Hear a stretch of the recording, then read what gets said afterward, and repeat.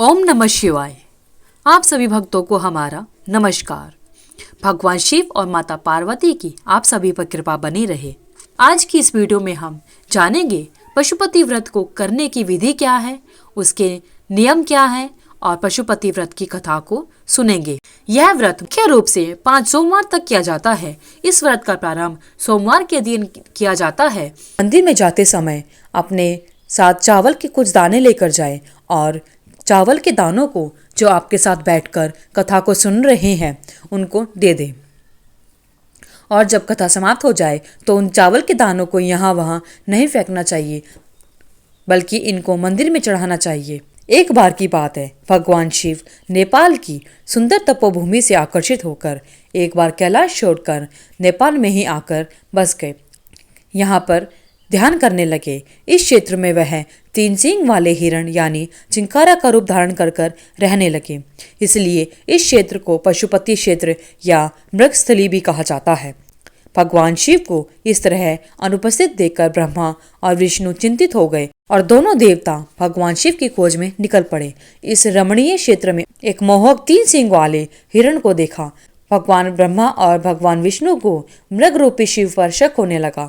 योग विद्या से ब्रह्मा जी ने पता लगा लिया कि यह कोई हिरण नहीं बल्कि भगवान शिव हैं। इसलिए तुरंत ही ब्रह्मा जी उछल पड़े और मृग के सिंह को पकड़ने की कोशिश करने लगे। हिरण ने एक लंबी छलांग लगा दी, जिससे उनके सिंह के टूटकर 3 टुकड़े हो गए। उसी सिंह का एक पवित्र टुकड़ा टूटकर यहाँ पर भी गिरा, जिसकी वजह से यहाँ महारुद्र जी का जन्म हुआ, जो आगे चलकर पशुपतिनाथ जी के नाम से प्रसिद्ध हुआ।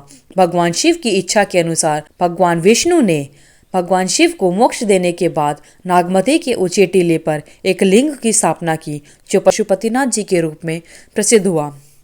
पशुपतिनाथ जी की एक अन्य कथा के अनुसार महाभारत युद्ध में पांडवों द्वारा अपने गुरुओं, अपने सगे संबंधियों, अपने भाई बंधुओं का वध किए जाने से भगवान भोलेनाथ पांडवों से नाराज हो गए थे।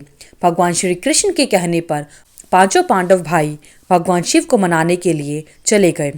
गुप्त काशी में पांडवों को देखकर भगवान शिव वहां से विलीन हो गए और उसी जगह पर पहुंच गए जहां पर वर्तमान में केदारनाथ स्थित है।